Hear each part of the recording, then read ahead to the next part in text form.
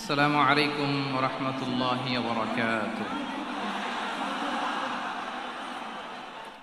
إن الحمد لله نحمده ونستعينه ونستغفره ونؤمن به ونتوكل عليه ونعوذ بالله من شرور أنفسنا ومن سيئات أعمالنا. من يهده الله فلا مضل له ومن يضلل فلا هادي له فلن تجد له وليا مرشدا. ونشهد أن لا إله إلا الله وحده لا شريك له هو الذي لا ضد له ولا ند له لا مثل له ولا مثيل له وزير له ولا كفيل له لا شبه له ولا شبيه له لا ولد له ولا والد له وهو الواحد الفرد الصمد لم يلد ولم يولد ولم يكن له كفوا أحد. ونشهد أن سيدنا ونبينا وحبيبنا وبشيرنا ونذيرنا وطبيبنا وطبيب قلوبنا وحبيبنا وحبيب ربنا محمدا عبد الله ورسوله أرسله بالحق بشيرا ونذيرا وداعيا إلى الله بإذنه وسراجا منيرا. أما بعد فقد قال الله تعالى في كلامه المجيد وفي فرقانه الحميد. أعوذ بالله من الشيطان الرجيم. بسم الله الرحمن الرحيم. ولا تسبوا الذين يدعون من دون الله فيسبوا الله عدوا بغير علم كذلك زينا لكل أمة عملهم ثم إلى ربهم مرجعهم فينبئهم بما كانوا يعملون. إن الله وملائكته يصلون على النبي يا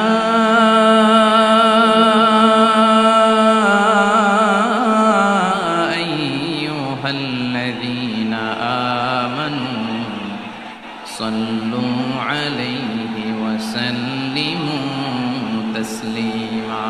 اللهم صل على محمد وعلى آل محمد كما صليت على إبراهيم وعلى آل إبراهيم إنك حميد مجيد. اللهم بارك على محمد وعلى آل محمد كما باركت على إبراهيم وعلى آل إبراهيم إنك حميد مجيد. সকল প্রশংসার মালিককে, সকল ক্ষমতার উৎসকে। কেউ যেটা পারে না পারে কে, কেউ যেটা দেখে না দেখে কে, কেউ যেটা দেয় না দেয় কে? সে আল্লাহ রাব্বুল ইজ্জা ওয়াল জালালের দরবারে আমরা শুকর গুজার হচ্ছি। আমরা সবাই আওয়াজ করে পড়ে নিচ্ছি কালিমাতুশ শুকর আলহামদুলিল্লাহ। গলা ছেড়ে দিয়ে আওয়াজ করে, প্রিয় লালমনিরহাটের ভাইয়ের আওয়াজ করে সবাই পড়ুন, রব্বানা লাকাল হামদ হামদান কাসীরান তাইয়্যিবান মুবারাকান ফীহি ইয়া রাব্বি লাকাল হামদু কামা ইয়ানবাগি লিজালালি ওয়াজহিকা ওয়া আযীমি সুলতানিকা লাকাল হামদু বিল ঈমান লাকাল হামদু বিল ইসলাম লাকাল হামদু বিল কুরআন। আমরা আল্লাহ রাব্বুল ইজ্জা ওয়াল জালালের দরবারে শুকরিয়া জ্ঞাপনের পাশাপাশি আজকের এই প্রোগ্রামের ইন্তেজামিয়া কমিটি, ইসলামিক সোসাইটি লালমনিরহাটকে অন্তরের অন্তঃস্থল থেকে ধন্যবাদ জানাতে চাই, শুভেচ্ছা জানাতে চাই। যারা দীর্ঘদিন টানা পরিশ্রম শেষে আজকে লালমনিরহাট জেলায়, যেটা আমার বেসিকলি রংপুর বিভাগের প্রোগ্রাম ছিল, এই ঐতিহাসিক প্রোগ্রামের আয়োজন তারা করেছে, আলহামদুলিল্লাহ। আজকের প্রোগ্রামে সম্মানিত সভাপতি, প্রধান অতিথি, বিশেষ অতিথি, মঞ্চে উপবিষ্ট আপনাদের অত্র এলাকার মা ও মাটির সন্তানেরা, নেতৃবৃন্দ, কমিউনিটি লিডার্স, লালমনিরহাট জেলার সম্মানিত ব্যবসায়ী ভাইয়েরা, চাকরিজীবী ভাইয়েরা, ছাত্র ভাইয়েরা, ভলান্টিয়ার্স ভাইয়েরা এবং লালমনিরহাট জেলা স্টেডিয়ামে অবস্থানরত আমার মা এবং বোনেরা, আমি আপনাদের সবাইকে অন্তরের অন্তঃস্থল থেকে শুভেচ্ছা জানাতে চাই, ধন্যবাদ জানাতে চাই যে আপনারা এত চমৎকার একটি প্রোগ্রামের আয়োজন করেছেন। প্রিয় ভাইয়েরা, আপনারা জানেন যে আমি প্রতি বিভাগে একবার করে সফর করছি। তো সেই সুবাদে রংপুর বিভাগের প্রোগ্রামটা আমি লালমনিরহাটে দিয়েছি এবং আমি আশ্বস্ত হয়েছিলাম যে লালমনিরহাটের প্রোগ্রাম খুবই গোছালো হবে, সুষ্ঠু হবে, শান্ত হবে। সেটার নমুনা আলামত আমি দেখতে পাচ্ছি, আলহামদুলিল্লাহ। সবাই খুবই সুশৃঙ্খল, লক্ষ লক্ষ তাওহীদি জনতা, পেছনে অনেকে জায়গা পায় নাই কিন্তু কোনো আওয়াজ নাই, সবাই দাঁড়িয়ে আছে। এলইডি স্ক্রিন আছে, আপনারা স্ক্রিনে দেখতে পাচ্ছেন, আলহামদুলিল্লাহ। আমি সবাইকে দেখতে পাচ্ছি, মাশাআল্লাহ মাশাআল্লাহ। শান্ত হয়ে আপনারা বসুন, অল্প কিছু সময় কথা বলার সুযোগ আমি পাবো। যেহেতু আমি হেলিকপ্টারে করে এসেছি, হেলিকপ্টারগুলোর আবার একটা পলিসি আছে, সানসেটের আগে, সূর্য ডোবার আগে তাদেরকে এয়ারপোর্টে আবার ল্যান্ড করতে হয়। তো এখানে 3:30টার মধ্যে আমাকে উঠে যেতে হবে। আমি যদি বারবার আপনাদেরকে থামাতে থাকি, শান্ত হতে বলি এবং এগুলোতেই যদি আমরা সময় নষ্ট করে ফেলি, তাহলে এই যে বিশাল মহাসমাবেশ, বিশাল আয়োজন, যেখানে 2-4টা আমি বার্তা দিতে চাই, এগুলো ব্যাহত হবে।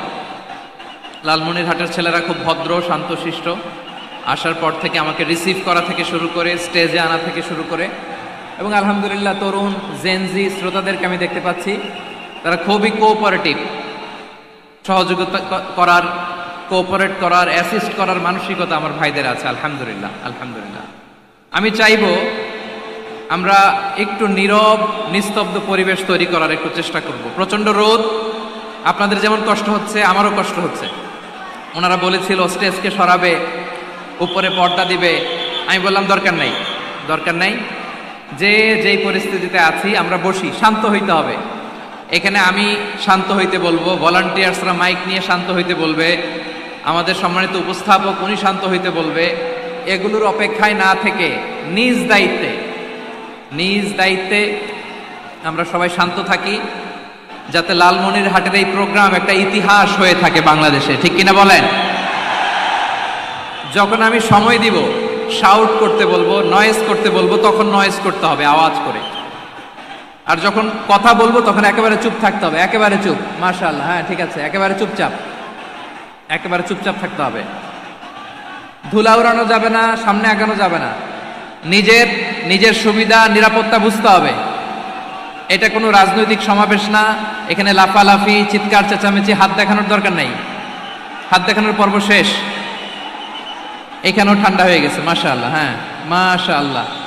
আমাদের ভলান্টিয়ার্স ভাইরা, আমাদের স্বেচ্ছাসেবক ভাইরা, আইন শৃঙ্খলা রক্ষাকারী ভাইরা অনেক চেষ্টা করতেছে, মাশাআল্লাহ, very good. I am very happy to C this scenario, মাশাআল্লাহ, আলহামদুলিল্লাহ।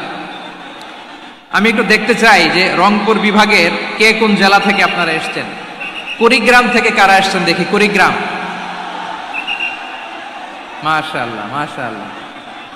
আচ্ছা, গাইবান্ধা জেলার কে আসছেন? গাইবান্ধা, মাশাআল্লাহ। ঠাকুরগাঁও অনেকে আসছেন। দিনাজপুর জেলা থেকে মাশাআল্লাহ। নীলফামারী, ঠিক আছে, ফি আমানিল্লাহ। পঞ্চগড় অনেক আসছে। রংপুর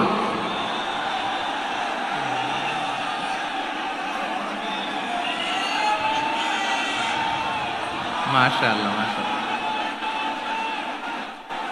মাশাআল্লাহ, ঠিক আছে। লালমনিরহাটের কারা দেখি, লালমনিরহাট।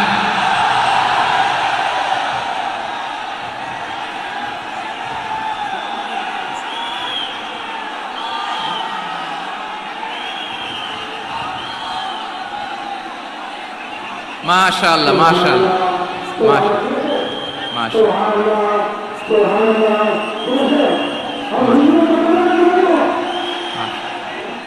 ঠিক আছে ঠিক আছে।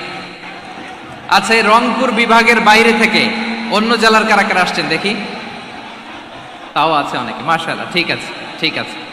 আজকের প্রোগ্রামে উপস্থিত আছেন প্রধান অতিথি হিসেবে অধ্যক্ষ আসাদুল হাবিব দুলু ভাই, সাংগঠনিক সম্পাদক বিএনপি, জাতীয় নির্বাহী কমিটির সভাপতি, জেলা বিএনপি লালমনিরহাট। বিশেষ অতিথি হিসেবে আমাদের অনেক ভাইরা এসছেন, সবাইকে শুকরিয়া জানাই। সভাপতিত্ব করছেন জনাব আব্দুল হাকিম। আইন শৃঙ্খলা বাহিনী, প্রশাসন, ভলান্টিয়ার্স, শুনেছি আমি প্রায় 5,000 ভলান্টিয়ার্স আপনারা নিয়োগ দিয়েছেন। আলহামদুলিল্লাহ আলহামদুলিল্লাহ, অনেক গোছালো প্রোগ্রাম। আমার প্রাণ ঢালা ভালোবাসা জানবেন, আমার হৃদয়ের গহীন থেকে ভালোবাসা নিবেন, শুভেচ্ছা জানবেন সবাই। ঠিক আছে ঠিক আছে। প্রিয় ভাইরা, আমরা আর কাল বিলম্ব না করে মূল আলোচনায় চলে যেতে চাই। আজকে যে টপিকের উপর আমি কথা বলবো, টপিকটা হচ্ছে peaceful coexistence and communal harmony, শান্তিপূর্ণ সহাবস্থান এবং সাম্প্রদায়িক সম্প্রীতি। আমাদের বাংলাদেশে সাম্প্রদায়িক সম্প্রীতি আছে না নাই? আবহমান কাল থেকে আমরা মুসলিম, হিন্দু, বৌদ্ধ, খ্রিস্টান, পাহাড়ি, নৃগোষ্ঠী মিলেমিশে একাকার, আমরা সবাই মিলে বাংলাদেশ। আওয়াজ করে বলেন ঠিক কিনা? আমাদের পারস্পরিক সম্প্রীতি, ভালোবাসা, সৌহার্দ্যপূর্ণ আচরণ, বোঝাপড়া, এটা বেশ মজবুত। তবে মাঝে মাঝে আমাদের এই সম্প্রীতির ভেতরে অনেকে ফাটল ধরাতে চায়। আমরা যে সুখে আছি, শান্তিতে আছি, এটা অনেকের ভালো লাগে না, ঠিক কিনা বলেন? আমাদের মধ্যে সাম্প্রদায়িক সম্প্রীতি, সৌহার্দ্যপূর্ণ আচরণ, ভালোবাসা, এটা আবহমান কাল ধরে আছে। তার প্রমাণ, আমরা তাফসিরুল মাহফিলের আয়োজন করলে আমাদের হিন্দু ভাইরা ডিস্টার্ব করে না, ঠিক কিনা? এবং আমি যদি বলি হাত তোলেন, হিন্দু ধর্মের কারা কারা এসেছেন, কত শত কত হাজার যে হাত উঠবে, আপনি অবাক হয়ে যাবেন। আমি চাচ্ছি না হাত উঠাতে। খুলনাতে সর্বশেষ যে আমি প্রোগ্রাম করে গেলাম, সেখানে কয়েকশো হিন্দু ভাই আসছে আমাদের আলোচনা শুনতে, আলহামদুলিল্লাহ। অনেক বৌদ্ধরা আসে, অনেক খ্রিস্টানরা আসে। এবার সফরেও অনেক হিন্দু ভাইরা আমার সাথে দেখা করেছে, তারা বলেছে হুজুর আমরা আপনার আলোচনা শুনি, আলহামদুলিল্লাহ বলেন।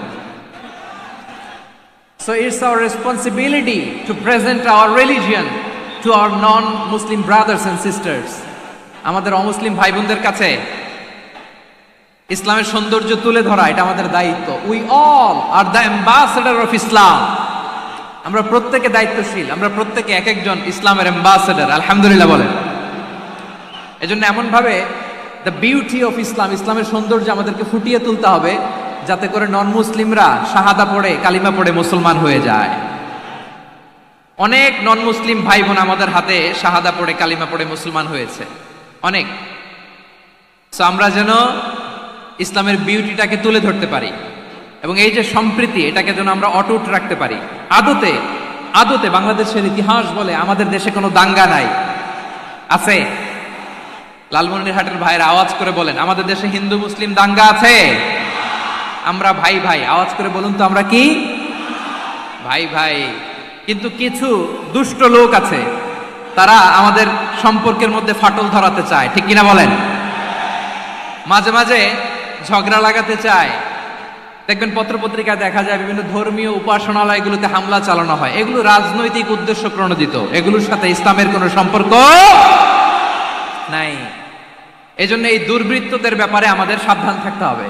আমরা সবসময় যেমনি ঐক্যবদ্ধ, ইউনাইটেড, আমরা যদি এরকম ইউনাইটেড থাকি, এই সমস্ত দুর্বৃত্তদের কালো হাত ভেঙে দিতে আমাদের 1 ঘন্টাও লাগবে না। চিল্লায় বলো ঠিক কিনা? আমরা সংঘবদ্ধ থাকবো। এই যে আমাদের পিসফুল কোএক্সিস্টেন্স, শান্তিপূর্ণ সহাবস্থান। হিন্দুরা পূজা করে, যেদিন হিন্দুদের পূজা অনুষ্ঠান আমরা ওই দিন তাফসির মাহফিল করি না, ঠিক কিনা বলেন? যেদিন আমাদের তাফসিরুল কোরআনের প্রোগ্রাম, ওই দিন আমাদের হিন্দু ভাইরা ডিস্টার্ব করে না। সুবহানাল্লাহ। হিন্দুদের পূজা অনুষ্ঠানে মাদ্রাসার ছাত্র যে পাহারা দেয়, গোটা বিশ্বে এরকম দৃষ্টান্ত নজির বিরল, ঠিক কিনা বলেন? আইন শৃঙ্খলা বাহিনীর পাশাপাশি মাদ্রাসার ছাত্ররা যে সেখানে পাহারা দেয়, গোটা পৃথিবীতে এই দৃষ্টান্ত আপনি পাবেন না। মাদ্রাসার ছাত্ররা, তারা তো কোরআনের ধারক, তারা হাদিসের ধারক, তারা কেন মন্দির পাহারা দিবে? এই সম্প্রীতিকে ধরে রাখার জন্য, এই সৌহার্দ্যকে ধরে রাখার জন্য, আমাদের পারস্পরিক ভালোবাসাকে অটুট রাখার জন্য। আওয়াজ করে বলতে হবে, ঠিক কিনা? এখন বলেন, আমাদের এই ভালোবাসা অটুট থাক, আমরা চাই কি চাই না? আমরা হিন্দু মুসলিম মিলেমিশে শান্তিপূর্ণ সহাবস্থান, সাম্প্রদায়িক সম্প্রীতি। লালমনিরহাটের ভাইয়ের আওয়াজ করে বলুন, এই সাম্প্রদায়িক সম্প্রীতি আমরা চাই কি চাই না? আল্লাহ এই দেশকে তুমি বরকতময় করো, বাংলাদেশকে তুমি শান্তিময় করো। আওয়াজ করে সবাই বলেন আমিন। এই জায়গাটাতে সামান্য একটু আওয়াজ হচ্ছিল, এটাও থেমে গেছে। আলহামদুলিল্লাহ, আলহামদুলিল্লাহ। এখন একেবারে everything is in my control. মাশাআল্লাহ। ঠিক আছে, আমি মূল আলোচনায় যাই। প্রিয় ভাইরা, আমি বলেছিলাম আমার আলোচনার বিষয় হচ্ছে শান্তিপূর্ণ সহাবস্থান, সাম্প্রদায়িক সম্প্রীতি। আমরা দেখব ইসলাম আমাদেরকে কি কি দিক নির্দেশনা দেয়। শান্ত হইতে হবে। খরগোশের কানের মতো কান দুটো আমার দিকে করে রাখেন। আমি এখনো উঠে যাব, হাত নাড়ায় লাভ নাই, আমি উঠে যাব। তাকায় থাকো আর কান খাড়া, আওয়াজ হবে না। হ্যাঁ, মাশাআল্লাহ, মাশাআল্লাহ, ঠিক আছে।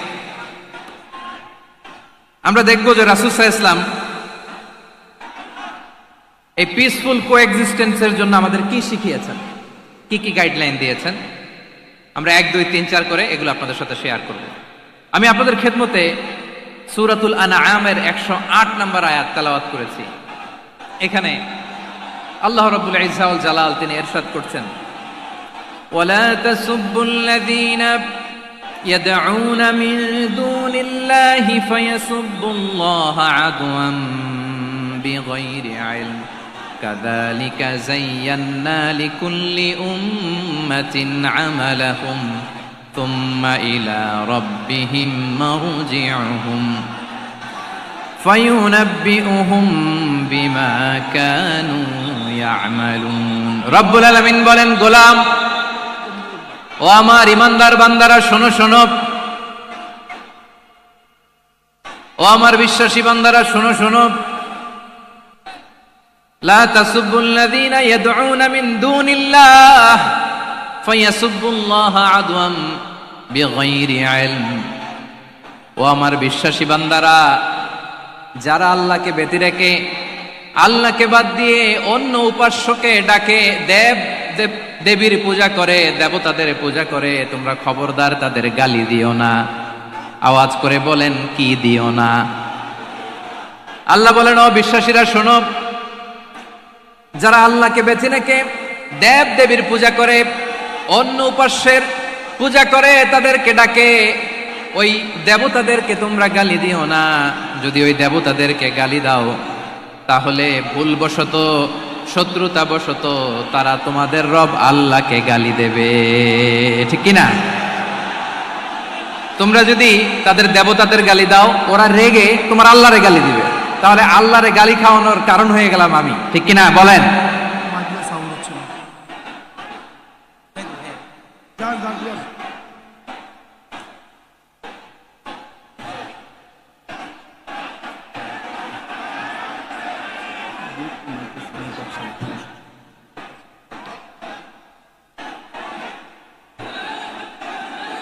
সম্মানিত ভাইয়েরা, এত বিশাল প্রোগ্রাম, মাইকের একটা সেটআপ থাকে, তারগুলো অনেক সময় নড়ে যায়, ধাক্কা ধাক্কিতে ডিসপ্লেস হয়, একটু ঝামেলা হবে।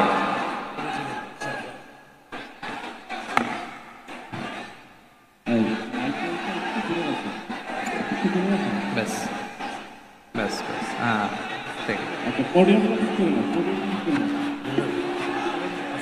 ঠিক আছে। একটু একটু সমস্যা হবে মাঝে মাঝে, আপনারা শান্ত থাকলে, শান্ত থাকতে হবে। এইভাবে সাউন্ড নাই, এই নাই, এই বলতে বলতে আমার সময়ও নাই, উঠে যেতে হবে, এগুলো বোকামি।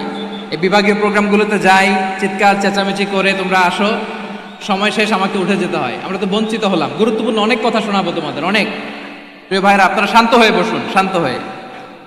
রব্বুল আলামিন বলেন, খবরদার বিশ্বাসীরা, আল্লাহ ছাড়া যারা অন্যান্য উপাস্যদেরকে ডাকে, দেবতাদেরকে ডাকে, তাদেরকে তোমরা গালি দিও না।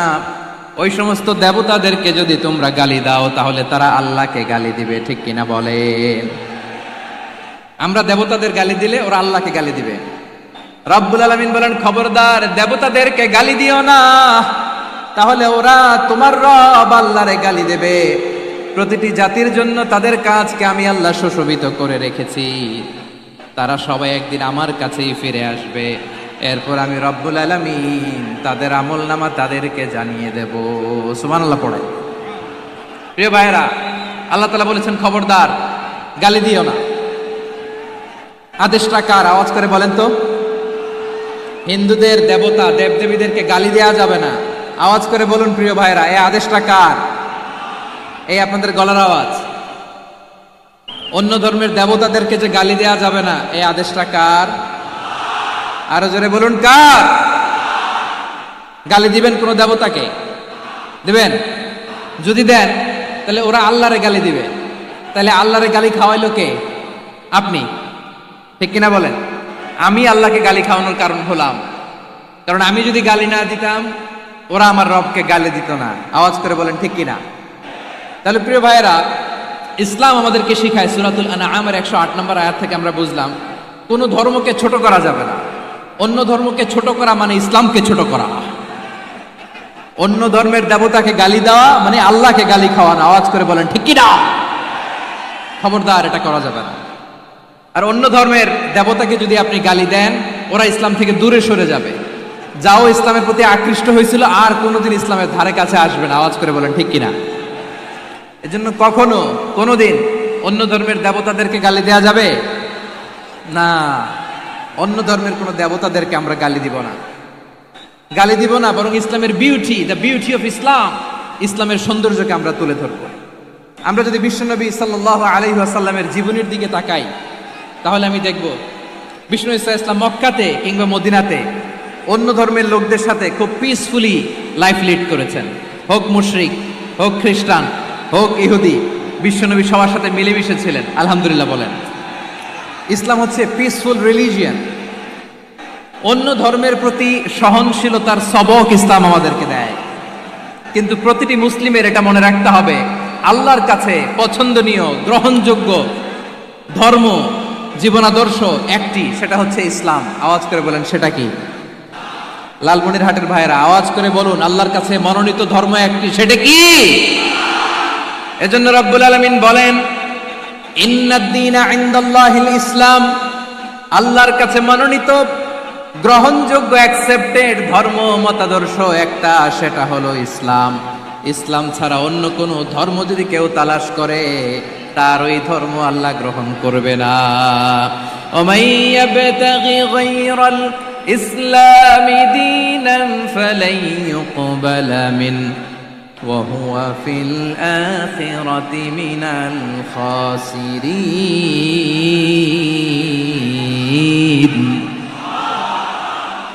Whoever seek anything except Islam, that won't be accepted from him, and he will be loser in the day of judgment. কিয়ামতের দিন ইসলাম ছাড়া কেউ যদি অন্য কোনো ধর্ম তালাশ করেছে দুনিয়াতে, তার এই মতাদর্শ গ্রহণ করা হবে না। and he will be loser, সে হবে লুজার, ক্ষতিগ্রস্ত, হাই হাই কোম্পানির ম্যানেজার। ওর আমও শেষ, সালাও শেষ। আওয়াজ করে বলেন ঠিক কি না? এজন্য ইসলাম পেয়ে আমরা খুশি না বেজার? প্রত্যেক নামাজ শেষে আমরা আল্লাহরে বলি, আল্লাহ রাদিতু বিল্লাহি রাব্বা ওয়া বিল ইসলামি দীনা ওয়া বি মুহাম্মাদিন নাবিয়ান ওয়া রাসূলা। ও আল্লাহ, তোমারে রব হিসেবে পেয়ে আমরা খুশি। ও আল্লাহ, ইসলামকে ধর্ম হিসেবে পেয়ে আমরা খুশি। বিশ্বনবীকে আমাদের রাসূল পেয়ে আমরা খুশি। ঠিক কিনা বলেন? ইসলাম ছাড়া অন্য কোনো ধর্ম আমরা গ্রহণ করব না। ঠিক কিনা বলেন? আল্লাহর কাছে অ্যাকসেপ্টেড রিলিজিয়ন একটা, সেটা ইসলাম। তো বিশ্বনবী সাল্লাল্লাহু আলাইহি ওয়াসাল্লাম মক্কাতে কিংবা মদিনাতে খুব পিসফুলি এক্সিস্ট করেছেন, যে কোনো ধর্মের সাথে মিলেমিশে চলেছেন। তার প্রমাণ আমরা যদি রাসূল সাল্লাল্লাহু আলাইহি ওয়াসাল্লামের বায়োগ্রাফির দিকে তাকাই, তাহলে দেখব তিনি মুশরিকদের সাথে পিস ট্রিটি করেছেন, শান্তি চুক্তি, পিস ট্রিটি, পিস এগ্রিমেন্ট। আপনারা হুদাইবিয়ার সন্ধির নাম শুনেছেন? আমার লালমনিরহাটের কলিজার টুকরা ভাইয়েরা, হুদাইবিয়ার সন্ধির নাম আপনারা শোনেন নাই? ষষ্ঠ হিজরিতে বিষ্ণু ঈসা ইসলাম মুশরিকদের সাথে এই ট্রিটি করেছেন, চুক্তি। কাদের সাথে? মুশরিকদের সাথে। আমরা তো মুসলমান বসতে পারি না। আমরা দুই মুসলিম ভাই একসাথে বসে চা খেতে পারি না, গল্প করতে পারি না। বিষ্ণু ঈসা ইসলাম মুশরিকদের সাথে ট্রিটি করেছেন, হুদাইবিয়ার সন্ধি। এই সন্ধির আগে মক্কা থেকে কেউ মদিনায় যেতে পারে না, মদিনা থেকে কেউ মক্কায় যেতে পারে না। কিন্তু এই সন্ধির পরে ট্রাফিক স্বাভাবিক হয়ে গেল। মক্কার লোকেরা মদিনায় আসতে পারে, মদিনার লোকেরা মক্কায় আসতে পারে। এটাকে বলে সুলহে Hudaybiyyah, the peace agreement of Hudaybiyyah, শান্তি চুক্তি। আমরা পৃথিবীতে এখন অনেক শান্তি চুক্তির নাম শুনি, এগুলো সব the piece treaty of Hudaibiya থেকে কপি করা। আল্লাহু আকবার। তাহলে বিশ্বনবী সাল্লাল্লাহু আলাইহি সাল্লাম তিনি যে শান্তিপূর্ণ সহাবস্থানে বিশ্বাসী ছিলেন, মুসলমানেরা যে অন্য ধর্মের প্রতি সহনশীল, তার প্রমাণ হচ্ছে এই পিস ট্রিটি। শুধু তাই নয়, মাইকের সাউন্ডটা একটু বাড়াই দিতে হবে, খুব দুর্বল, একটু মজবুত করতে হবে, আর একটু ক্লিন করতে হবে, আর সবগুলা জায়গায় সাউন্ড যাচ্ছে কিনা একটু ক্রস চেক করতে হবে। হ্যাঁ, পাবেন দিচ্ছে mike operator, he is trying his level best, দিচ্ছে। মাইক অপারেটর যিনি আছেন, প্রতিটি জায়গায় প্রতিটি সাউন্ড বক্সে যেন আওয়াজ পাওয়া যায়, একটু ক্রস চেক করেন, সাউন্ডটাকে একটু স্ট্রং করে দেন। হ্যাঁ, ঠিক আছে, মাশাআল্লাহ। এদিকে তাকান, এদিকে। মক্কার পার্ট গেল, পিস এগ্রিমেন্ট করলেন, শান্তি চুক্তি। বিষ্ণু ঈসা ইসলাম মদিনায় যে কি করলেন? মদিনায় যে বিষ্ণু ঈসা ইসলাম মদিনা চার্টার করলেন, মদিনা সনদ, সাহিফাতুল মদিনা, এটার বলে মদিনা চার্টার।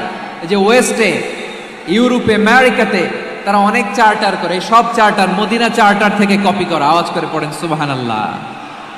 বিষ্ণু ঈসা ইসলাম মদিনায় গেলেন, মদিনাতে মুসলিম, মুশরিক, ইয়াহুদি, এই তিন ধর্মের লোক মিলে সব স্টেক হোল্ডার যারা আছে সবাইকে নিয়ে বিষ্ণু ঈসা ইসলাম মদিনা চার্টার করলেন, মদিনা সনদ। পড়েন সুবহানাল্লাহ।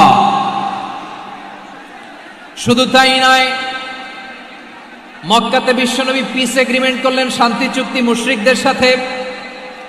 মদিনাতে যে বিশ্বনবী মদিনা চার্টার করলেন, মদিনা সনদ করলেন ইহুদিদের সাথে। আবার মদিনাতে বিশ্বনবী ইহুদিদের সাথে পিস ডায়ালগ করলেন, ইন্টারফেথ ডায়ালগ করলেন, আন্তধর্মীয় সংলাপ করলেন, যেই সংলাপের মূল ভিত্তি ছিল তাওহীদ। মূল ভিত্তি ছিল কি? তাওহীদ। বিশ্বনবী ইহুদিদেরকে ডাকলেন, আহ্বান করলেন, কুল ইয়া আহলাল কিতাবি তাআলাউ ইলা কালিমাতিন সাওয়াইন বাইনানা ওয়া বাইনাকুম আল্লা না'বুদা ইল্লাল্লাহ ওয়া লা নুশরিকা বিহি শাইআন ওয়া লা ইয়াত্তাখিযা বা'দুনা বা'দান আরবাবাম মিন দুনিল্লাহ فإن تولوا فقولوا اشهدوا بأننا مسلمون। সুবহানাল্লাহ পড়েন। বিশ্বনবী মদিনার ইহুদিদের ডেকে বললেন, ও ইহুদিরা, শোনো শোনো, আসো এমন একটা আদর্শের প্রশ্নে আমরা একত্রিত হই, যে আদর্শের প্রচার তোমাদের নবীরাও করেছে, আমিও করি, যে আদর্শের কথা তোমাদের পবিত্র ধর্মগ্রন্থগুলোতে আছে, আমার কোরআনেও আছে, সেটা হলো তাওহীদ। আমরা এক আল্লাহ ছাড়া কারো ইবাদত করব না, আল্লাহর সাথে কাউরে শরীক করব না, আল্লাহ ছাড়া কাউরে রব মানব না। পড়েন সুবহানাল্লাহ। তাহলে আমার প্রিয় লালমনিরহাটের ভাইরা, মদিনাতে যেয়ে তিনি মদিনা চার্টার করলেন, মদিনা সনদ, পিস ডায়ালগ করলেন, শান্তির সংলাপ, ইন্টারফেথ ডায়ালগ করলেন, আন্তধর্মীয় সংলাপ, যার ভিত্তি ছিল তাওহীদ। সুবহানাল্লাহ পড়েন। তাহলে অন্য ধর্মের প্রতি সব সময় ইসলাম সহনশীল, টলারেন্স। যদি আপনি দেখতে চান ইসলামের নবী বিশ্ব নবীর দিকে তাকান, ঠিক কিনা বলেন? আমরা তো সংখ্যালঘুদের রাইটস প্রোটেক্ট করার জন্য কত আইন বানাই, কত বৈঠক করি, কত সংবাদ সম্মেলন করি। বিষ্ণু সাল্লাল্লাহু আলাইহি ওয়াসাল্লাম সংখ্যালঘুদের রাইটসের ব্যাপারে, অধিকারের ব্যাপারে যে কথা বলেছেন, শুনলে আপনি অবাক হয়ে যাবেন।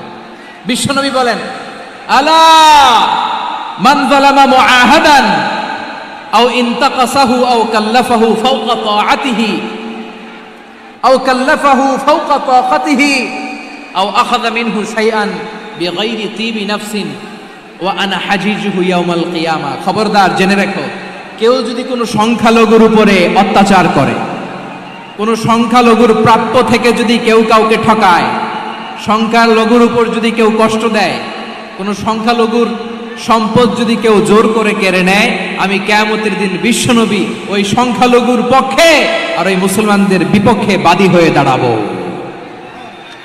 সুবহানাল্লাহ বলতে পারলেন না? আল্লাহু আকবার। আপনি নামাজি, আপনি মুসল্লি, আপনি হাজী সাহেব, তাহাজ্জুদ পড়তে পড়তে কপালে দাগ ফেলে দিছেন, আপনার প্রতিবেশী হিন্দু, ভাবছেন আমার তো পাওয়ার আছে, ওর জমিটা দখল করি। বিশ্বনবী বলেন, কিয়ামতের দিন ওই হিন্দুর পক্ষে তোর বিরুদ্ধে আমি বাদী হয়ে দাঁড়াবো। পৃথিবীর কোন ধর্মে এরকম স্টেটমেন্ট পাবেন? পাবেন?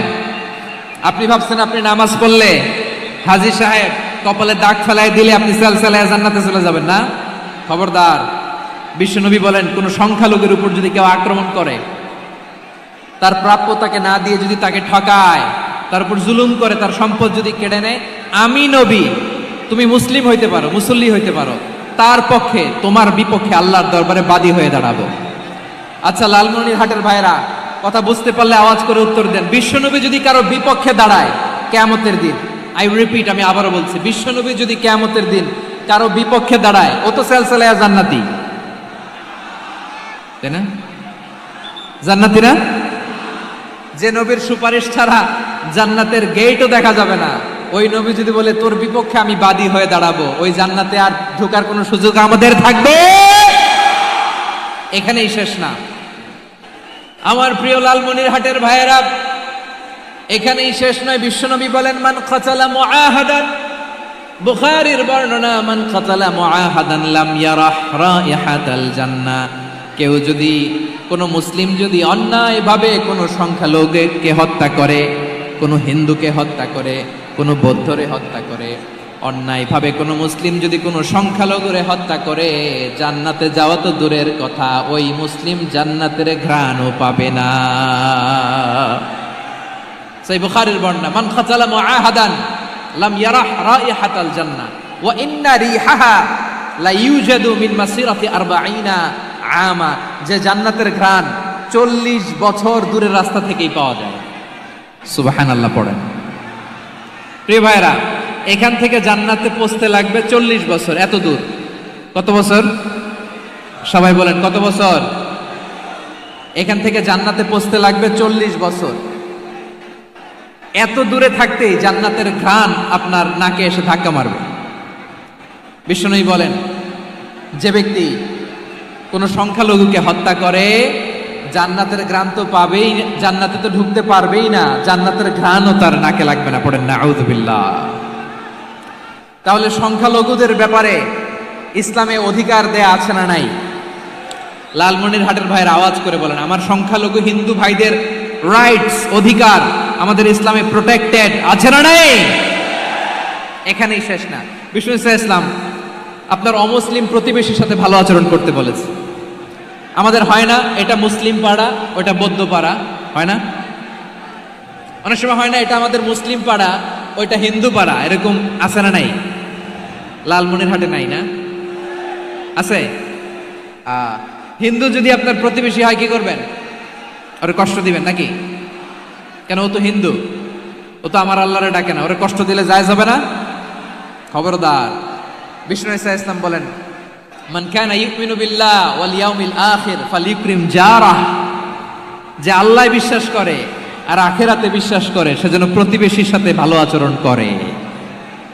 সুবহানাল্লাহ। কলিজা জুড়ায় যায় না আমার নবীর কথাগুলো শুনলে? যে আল্লাহ বিশ্বাস করে, যে আখিরাতে বিশ্বাস করে সে যেন প্রতিবেশীর সাথে ভালো আচরণ করে। এখানে বলছে মুসলিম প্রতিবেশী, বলছে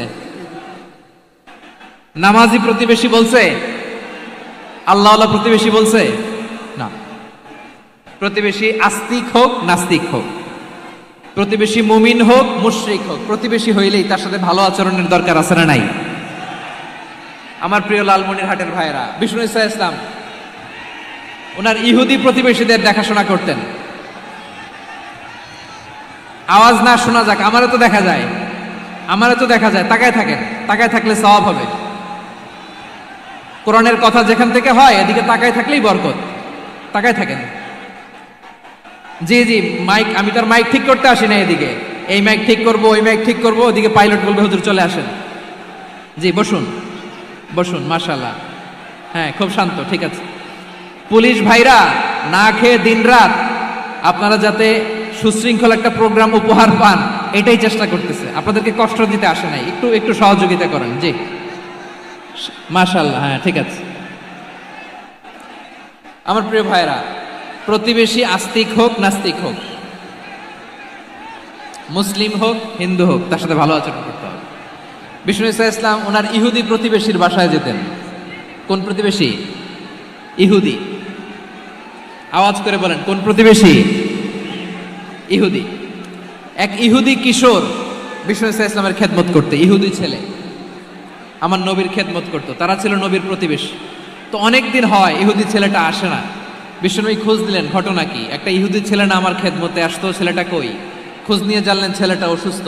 বিষ্ণু ঈসা ইসলাম ওই ইহুদির বাড়িতে চলে গেলেন ওই ছেলেটাকে দেখা করার জন্য, ভিজিট করার জন্য। সুবহানাল্লাহ পড়বেন না? গেলেন, যে দেখে ইহুদি ছেলেটা মুমূর্ষ, জান জান যায় যায় ভাব, বিছানায় পড়ে আছে, তার বাবা দাঁড়ানো। বিশ্বনবী তার মাথার পাশে বসলেন, মাথায় হাত বুলিয়ে দিলেন, আর ছেলেটাকে বললেন আসলিম, হে ইহুদি ছেলে আসলিম, ইসলাম ধর্ম গ্রহণ করো। তো ছোট্ট ছেলে ভাবে আমরা ইহুদি, এখন ইসলাম ধর্ম গ্রহণ করলে আব্বা যদি বকা দেয়। ফানাযারা ইলা ওয়াজহি আবি, ছেলেটা তার বাবার চেহারার দিকে তাকালো, দেখি আব্বা কি কয়। আব্বা যদি বলে তাইলে ইসলাম ধর্ম গ্রহণ করবো। ইহুদি ছেলেটা তার বাবার দিকে যখন তাকালো, ওর বাবা বলে আতি আবুল কাসিম, আবুল কাসিম যা বলে তাই করো। আবুল কাসিম হচ্ছে বিষ্ণু ঈসা ইসলামের একটা কুনিয়াত, উপনাম। আমার রাসূলের বড় ছেলের নাম ছিল কাসেম। যেমন দেখবেন আমাদের এলাকায় কারো ছেলের বড় ছেলের নাম যদি হয় আব্দুল্লাহ, এরা আব্দুল্লাহর বাপ বলে ডাকে। কারো বড় মেয়ের নাম যদি হয় ফাতেমা, এরা কি ডাকে? ফাতেমার বাপ বলে না? তো বিষ্ণু ঈসা ইসলামের বড় ছেলের নাম ছিল কাসেম। ইহুদি বাবা বলল আতি আবুল কাসেম, আবুল কাসেম যা বলে তাই শোনো, মানে মোহাম্মদ যা বলে তাই শোনো। এই কথা শুনে ছেলে সাহস পাইছে, ছেলে আবার পড়তে আরম্ভ করলো আশহাদু আল্লাহ ইলাহা ইল্লাল্লাহ ও আশহাদু আন্না মুহাম্মাদার রাসূলুল্লাহ, পড়েন আল্লাহু আকবার। বিশ্বনবীর আহ্বান শুনে ওই আহ্বানে সাড়া দিয়ে ইহুদি ছেলে শাহাদা পড়ে মুসলমান হয়ে গেল। তার হৃদয়টারে ইমানের নূর দিয়ে আলোকিত করে দিল কে? প্রিয় ভাইরা, এবার রাসূল সাল্লাল্লাহু আলাইহি ওয়াসাল্লাম বের হয়ে আসলেন ঘর থেকে, আর বললেন আলহামদুলিল্লাহিল্লাযী আনকাযাহু মিনান নার, প্রশংসা সে আল্লাহর যে আল্লাহ জাহান্নামে চলে যাচ্ছিল প্রায় এমন একটা লোককে মুহূর্তের মধ্যে কালেমায়ে শাহাদাতের বদৌলতে জান্নাতি বানায় দিলেন। আওয়াজ করে পড়েন সুবহানাল্লাহ। এই হাদিস থেকে আমরা কি শিখলাম? What is the moral of the story? এক নাম্বার স্টোরি হলো, প্রতিবেশী ইহুদি হোক হিন্দু হোক, যাবেন, সুসম্পর্ক রাখবেন, উপহার দিবেন, বিপদে পাশে দাঁড়াবেন, তাইলেই তো আপনাদের প্রতি, মুসলমানদের প্রতি তারা আকৃষ্ট হবে, ঠিক কিনা বলেন? আপনি যদি হিন্দুদের সাথে বৌদ্ধদের সাথে নাই মিশেন, নাস্তিকের কাছে নাই যান, তো ইসলামের সৌন্দর্যটা ওরা বুঝবে কেমনে? আমার অনেক হিন্দু পরিচিত ভাই আছে, ওরা আমাদের ইফতারির প্রোগ্রামে এসে একসাথে ইফতারি করে। অনেক মদখোর আমার সাথে বসে একসাথে ডিনার করে, হাফ প্যান্ট পরা, গলায় স্বর্ণের চেইন, হাতে স্বর্ণের ব্রেসলেট, আইসা আমার সাথে ডিনার করছে, আছে এরকম গাঁজাখোর। আমি বলে আসো, welcome welcome to my dinner, আসো বসো।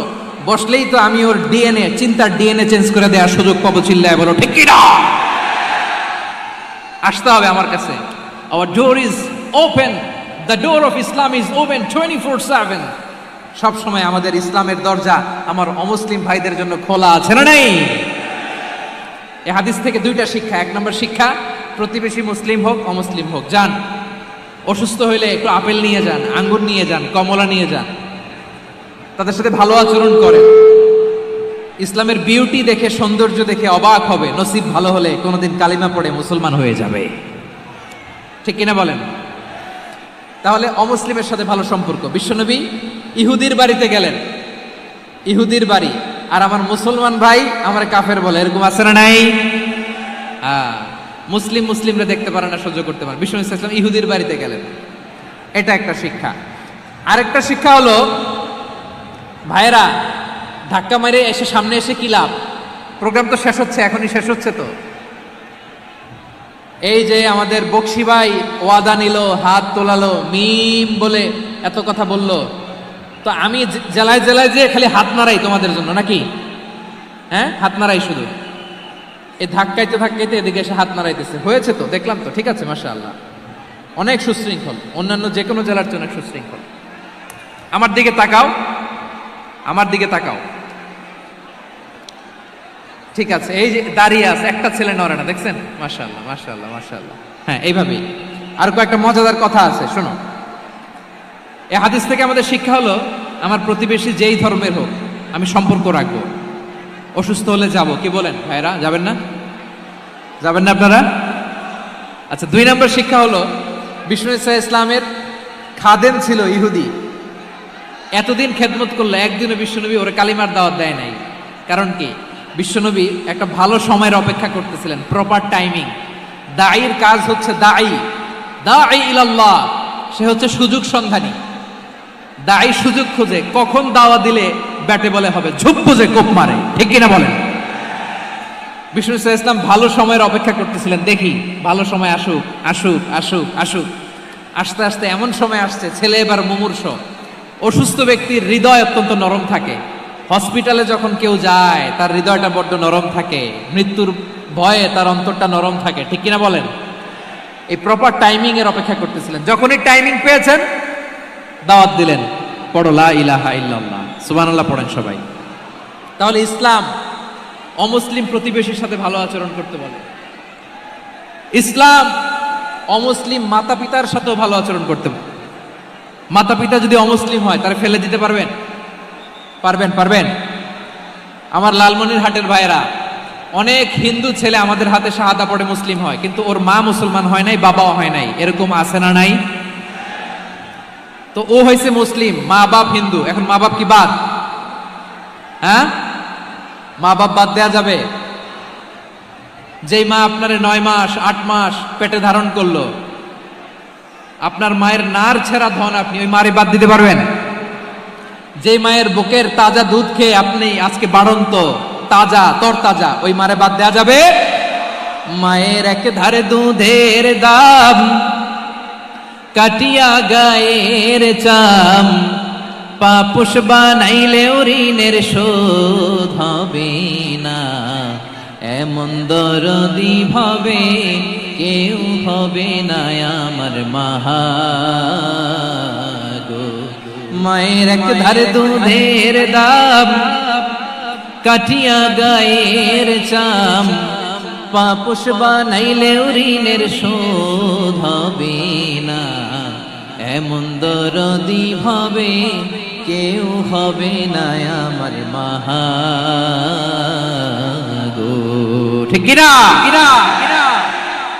মাকে তো বাদ দেওয়া যায় না। وَقَضَى رَبُّكَ أَلَّا تَعْبُدُوا إِلَّا إِيَّاهُ وَبِالْوَالِدَيْنِ إِحْسَانًا। আল্লাহ বলে, অবধারিত 2টা ভার্ডিক্ট তোমাদের জন্য, এক আল্লাহর ইবাদত করবা আর মা বাবার প্রতি ইহসান করবা। আদেশটা কার? মা বাবার প্রতি ইহসান করতে হবে। আমার মা হিন্দু হোক, ভালো আচরণ করতে হবে, বৌদ্ধ হোক, ভালো আচরণ করতে হবে। আমার যে সমস্ত হিন্দু ভাইয়েরা মুসলিম হয়েছে, তোমাদের মা বাবা এখনো মুসলমান হয় নাই। তাদের সাথে ভালো আচরণ করতে হবে আপনাদের, খেদমত নিজে করতে হবে অথবা খেদমতের ব্যবস্থা করাই দিতে হবে। মান্থলি যে খরচ লাগে এটা দিতে হবে। আরে তুমি এখন মুসলিম, তোমার মা বাবা হিন্দু, এখনই তো সুযোগ ইসলামের সৌন্দর্য দেখানো। এখন মা বাবা যদি দেখে আরে এটা হিন্দু থাকতে তো বদমাইশ ছিল, বেয়াদব ছিল, কি এমন ধর্ম সে গ্রহণ করলো যেটা গ্রহণের সাথে সাথে সে পাল্টে গেল? কি এমন ধর্ম সে গ্রহণ করেছে যেটা তার জীবনকে আলোকিত করে দিয়েছে? নসিব ভালো হইলে তারাও কালিমা পড়ে মুসলমান হয়ে যাবে। বিষ্ণু ইসা ইসলামের স্ত্রীর নাম ছিল আয়েশা রাদিয়াল্লাহু তাআলা আনহা, আবু বকর রাদিয়াল্লাহু তাআলা আনহুর মেয়ে। আবু বকর রাদিয়াল্লাহু তাআলা আনহুর আরেক মেয়ের নাম হচ্ছে আসমা। কি নাম? দুজনই আবু বকর রাদিয়াল্লাহু তাআলা আনহুর মেয়ে, আসমা আর আয়েশা। নাম দুটো কেমন লাগে? আসমা নামটা কেমন লাগে? আয়েশা নামটা কেমন লাগে? সবার ভালো লাগে নাই? নাম দুটো আপনাদের ভালো লাগে? লালমনিরহাটে অনাগত যদি কন্যা সন্তান হয়, যদি মনে চায় আসমা রেখে দিতে পারবেন, যদি মনে চায় আয়েশা রেখে দিয়েন। দেশে বিদেশে এয়ারপোর্টে রাস্তা ঘাটে শুধু বলে হুজুর একটা নাম দেন, আমার ছেলের একটা নাম দেন, মেয়ের একটা নাম দেন। তো আমার মনে আছে যশোরের আবদিনের মাহফিলে আমি একটা দুইটা নাম দিয়েছিলাম। আজকে লালমনিরহাটের এই প্রোগ্রামে কন্যা সন্তান যদি হয় দুটা নাম দিলাম, আসমা কিংবা আয়েশা। ইনশাআল্লাহ পড়েন। দুজন বোন, এক মায়ের না, বাবা এক মা দুজন। আয়েশা রাদিয়াল্লাহু তাআলা আনহার মায়ের নাম উম্মে রুমান, আর আসমা রাদিয়াল্লাহু তাআলা আনহার মায়ের নাম কুতাইলা বিনতে আব্দুল উজ্জা। আবু বকর রাদিয়াল্লাহু তাআলা আনহু 4টা বিয়ে করেছিলেন। তো একই ঘটনা ঘটেছে এই ফ্যামিলিতে। আসমা ইসলাম ধর্ম গ্রহণ করে মুসলিমা, কিন্তু তার মা কুতাইলা মুশরিকা। আই রিপিট, বোঝার জন্য আমি আবারও বলি, আসমা রাদিয়াল্লাহু তাআলা আনহা মুসলিমা, আর আসমার মা কুতাইলা, আওয়াজ করে বুঝে থাকলে বলেন, আসমার মা মুশরিকা। তার মানে মেয়ে মুসলিম, মা অমুসলিম। ভেজাল আছে না নাই? কিন্তু কুতাইলা আর ধৈর্য ধারণ করতে পারে না। নার ছেড়া ধন, কলিজার টুকরা ধন, কলিজার টুকরা সন্তান আসমারে দেখতে বড্ড মন চায়। সাইয়েদনা আসমা রাদিয়াল্লাহু তাআলা আনহা মক্কা থেকে হিজরত করে মদিনায় চলে গেলেন। হুদাইবিয়ার পর যখন মক্কা মদিনার ট্রাফিক স্বাভাবিক হলো, মক্কার লোক মদিনায় যায়, মদিনার লোক মক্কায় আসে।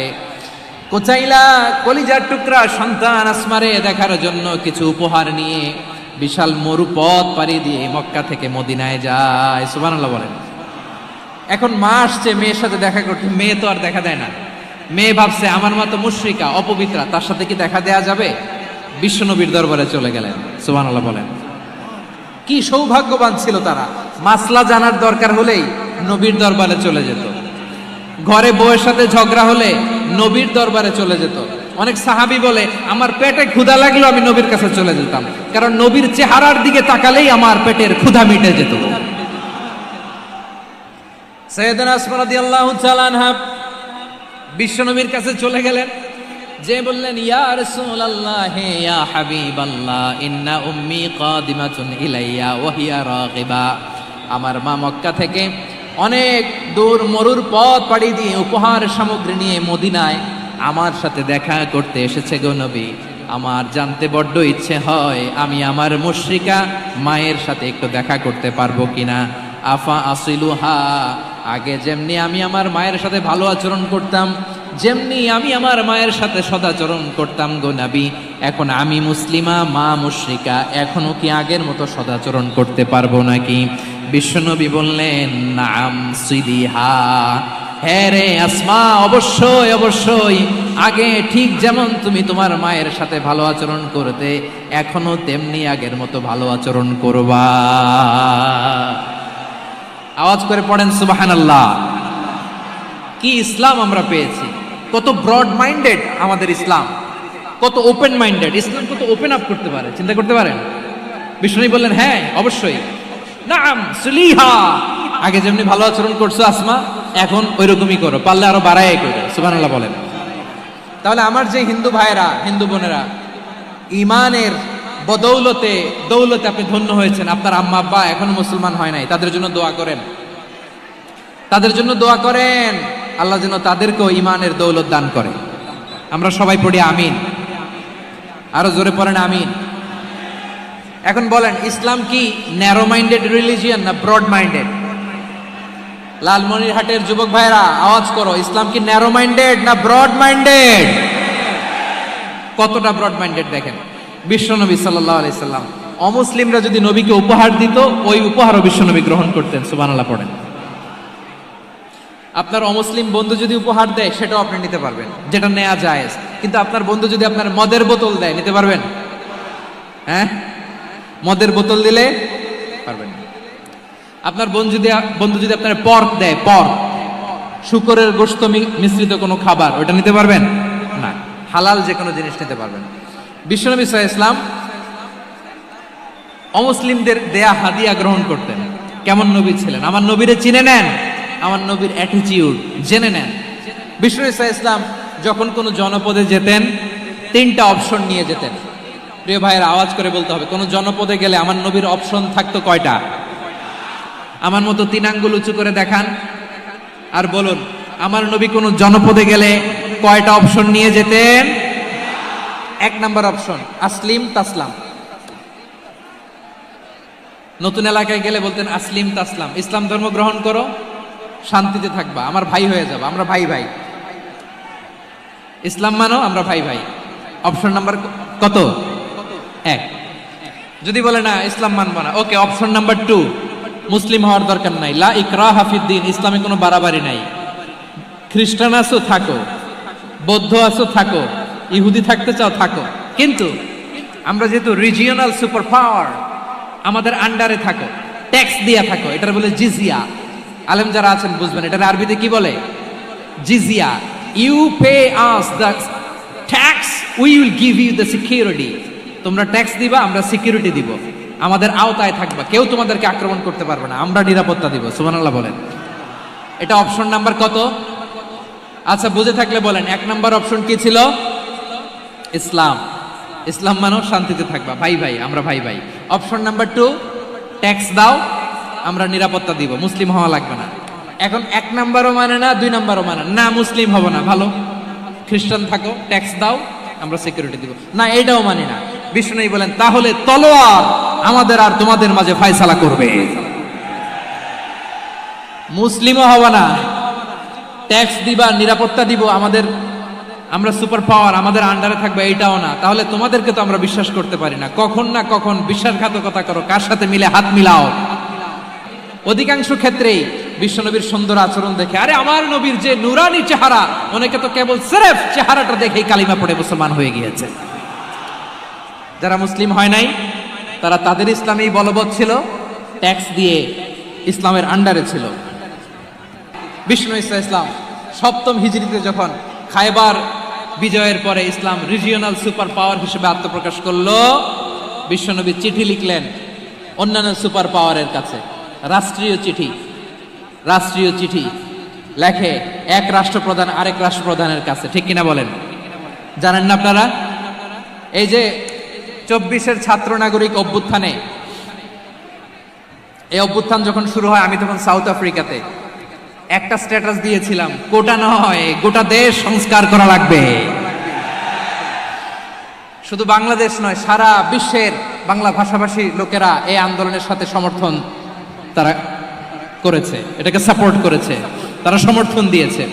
আমাদের ইউনাইটেড আরব আমিরাতের বাংলাদেশি ভাইয়েরা, তারা সেখানে রাস্তায় নেমে এসেছিল, জানেন? ওইখানে ডেমনস্ট্রেশন করা যায় না, সেখানকার সরকার তাদেরকে যাবজ্জীবন দিয়েছিল। তখন আমাদের এই যে প্রধান উপদেষ্টা ডক্টর মোহাম্মদ ইউনূস সরাসরি G2G বলে, এটারে G2G, government to government, G2G, উনি চিঠি লিখলেন যে তাদেরকে, ইউর হাইনেস, হে সম্মানিত আমির, আপনি আমার এই চিঠির কারণে আমার সম্মানে এই 53 জন বাংলাদেশিকে মাফ করে দেন। এই চিঠির বদৌলতে বেকসুর খালাস পেয়ে গিয়েছিল আমাদের ভাইরা, জানেন না এই ঘটনা আপনারা? তাহলে গভর্নমেন্ট টু গভর্নমেন্ট চিঠি দেওয়া হয়। 7ম হিজরিতে বিষ্ণু ইসলাম সব সুপার পাওয়ারের কাছে চিঠি দিলেন, রোমান সম্রাটের কাছে, পারস্য অধিপতির কাছে, মিশরের অধিপতির কাছে, সবার কাছে চিঠি লিখলেন। চিঠির ভাষা ছিল এরকম, মিন মুহাম্মাদিন রাসূলিল্লাহ ইলা মুকাওকিস আযীমিল কিবত। মুহাম্মদ রাসূলুল্লাহর পক্ষ থেকে মিশরের বাদশার কাছে, আসলিম তাসলাম, ইসলাম মানো শান্তিতে থাকবা, সালামুন আলা মান ইত্তাবা আল হুদা, শান্তি তার জন্য যে হেদায়েতের অনুসরণ করে। সুবহানাল্লাহ পড়েন।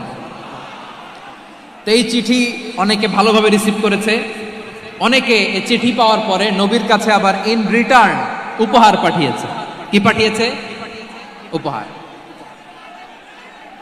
মিশরের বাদশা মুকাওকিস তিনি বিশ্বনবীকে বিশাল এক উপহারের ডালি পাঠিয়েছেন। মিশরের বাদশা মুকাওকিস ছিলেন ধর্মে খ্রিস্টান। লালমনিরহাটের ভাইয়েরা আওয়াজ করে বলেন, মিশরের বাদশা ধর্মে কি ছিল? খ্রিস্টান। কি উপহার দিয়েছিল আমার নবীকে? শুনতে মনে চায়? আওয়াজ নাই লালমনিরহাটের গলায়, শুনতে মনে যায়?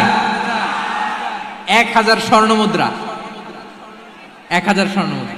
2টা খ্রিস্টান দাসী, একজনের নাম মারিয়া বিনতে শামউন আল কিবতিয়া, আরেকজনের নাম সিরিন বিনতে শামউন আল কিবতিয়া। একজন খ্রিস্টান দাস 20 থান কাপড় জামা বানানোর জন্য, আমরা নবী যেন সেলাই করে জামা বানাতে পারে এজন্য 20 থান কাপড়, 20 থান ফাইন গার্মেন্ট। সুবহানাল্লাহ বলবেন না? এরপরে একটা গাধা যেটার নাম ছিল উফাইর, আর একটা খচ্চর, এটার নাম ছিল দুলদুল। খচ্চর চিনেন? গাধা আর ঘোড়ার ক্রসিং এ যে প্রাণীটা দুনিয়াতে আসে ওটার খচ্চর বলে। তো এই যে সুপার পাওয়ার খ্রিস্টান বাদশার কাছে নবী চিঠি লিখলেন, ওই খ্রিস্টান বাদশা আমার নবীকে উপহার দিল। বিশ্বনবী এই উপহারগুলো সানন্দে গ্রহণ করেছে।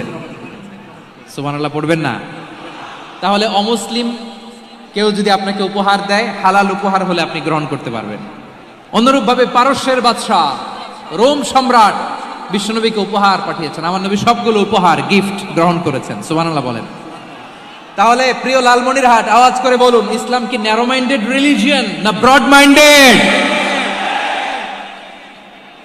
আম্মাজান আয়েশার কাছে মাসালা জানতে চায় মেয়েরা, হে আম্মাজান, অগ্নি উপাসকেরা তাদের ঈদের দিন নওরোজের সময় আমাদেরকে পাখি দেয়, নেওয়া যাবে? উনি বললেন, ওরা জবাই করে দিলে নেওয়া যাবে না, কিন্তু ওরা যদি ফলমূল এরকম খাবার দেয় এগুলো নেওয়া যাবে। তার মানে অমুসলিমদের দেয়া উপহার এটা গ্রহণ করা যায়। সুবহানাল্লাহ বলেন। শুধু তাই নয়, বিষ্ণু ঈসা ইসলাম অমুসলিমদের সাথে আর্থিক লেনদেনও করেছেন, ফিনান্সিয়াল ডিলিং করেছেন। অমুসলিমদের সাথে প্রয়োজনে আপনি ফিনান্সিয়াল ডিলিং করতে পারবেন। আমরা প্রায় দেখি বাজারের মিষ্টির দোকানগুলো আমার হিন্দু ভাইদের। লালমনিরহাটে মিষ্টির দোকান, দইয়ের দোকান কারা চালায়? হিন্দুরা চালায় না? তারপরে যে বারবার শপ, চুল কাটে যে নাপিত, অধিকাংশ নাপিতের দোকানে কারা? আমার হিন্দু ভাইরা। তা আপনি চুল কাটতে পারবেন কিনা? পারবেন কিনা বলেন? পারবেন। তার দোকান থেকে দই মিষ্টি কিনতে পারবেন কিনা? হ্যাঁ, আমার মুসলিম ভাইয়ের দোকান থাকলে ওইটার আমি বেশি প্রায়োরিটি দিব, ঠিক কিনা? কিন্তু যদি তাদের সার্ভিস নিতে চান, প্রোডাক্ট নিতে চান, পারবেন। তার দলিল সহিহ বুখারী, আম্মা জান আয়েশা রাদিয়াল্লাহু তাআলা আনহা বলেন, ইশতারা রাসূলুল্লাহ সাল্লাল্লাহু আলাইহি ওয়াসাল্লাম মিন ইয়াহুদিয়িন তুআমান ওয়া রাহানাহু দিরআহু মিন হাদিদ। রাসূল সাল্লাল্লাহু আলাইহি ওয়াসাল্লাম এক ইহুদির কাছ থেকে, কার কাছ থেকে? সবাই বলে নাই, কার কাছ থেকে? আমার নবী, পেয়ারা নবী এক ইহুদির কাছ থেকে জব কিনেছিল। জব, বার্লি, যেটা দিয়ে রুটি বানায়। ওই জবের দাম দেওয়ার টাকা পয়সা নবীর কাছে ছিল না। ফলে নবী ওনার একটা পোশাককে মর্গেজ রেখেছিলেন, মর্গেজ, বন্ধক, যে এখন এটার দাম দিতে পারবো না, কয়েক কেজি বার্লি নিয়ে যাই আর বন্ধক হিসেবে আমার জামাটা রেখে গেলাম, যেদিন দাম দিব ওই দিন জামাটা ছুটায় নিয়ে যাব।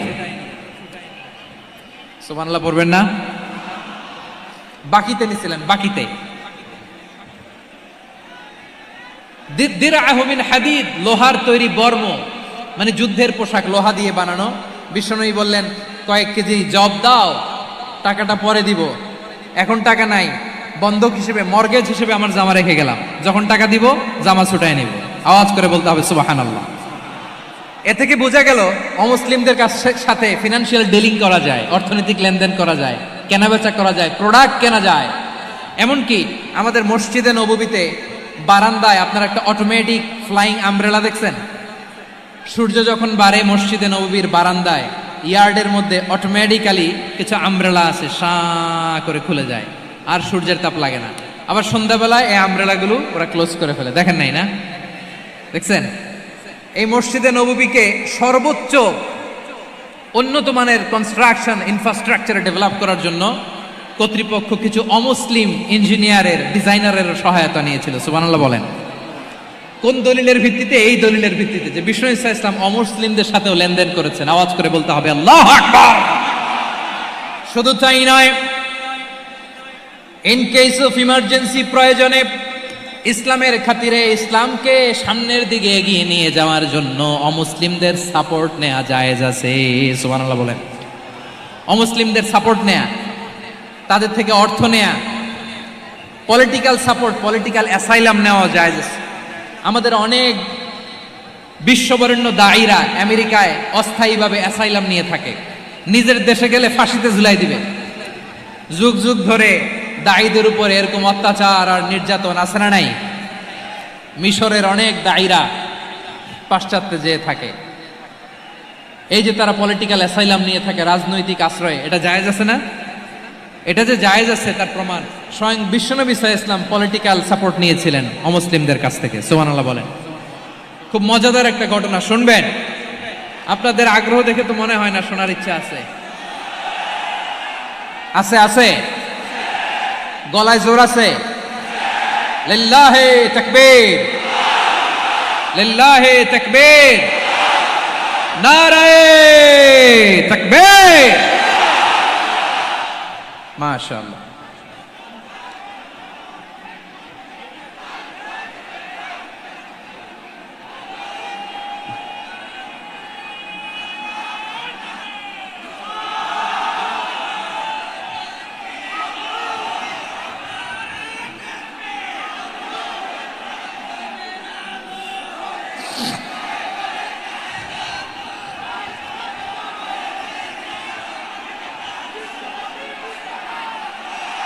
মাশাআল্লাহ মাশাআল্লাহ।